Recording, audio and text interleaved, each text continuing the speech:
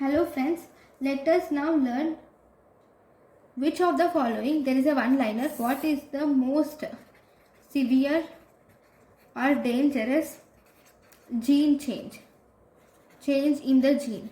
Most severe and dangerous change in the gene are mainly deletions and insertions are most severe and dangerous change in the gene, because these will change the reading frame completely. Because if you insert one amino acid, then the rest of the codons will completely change.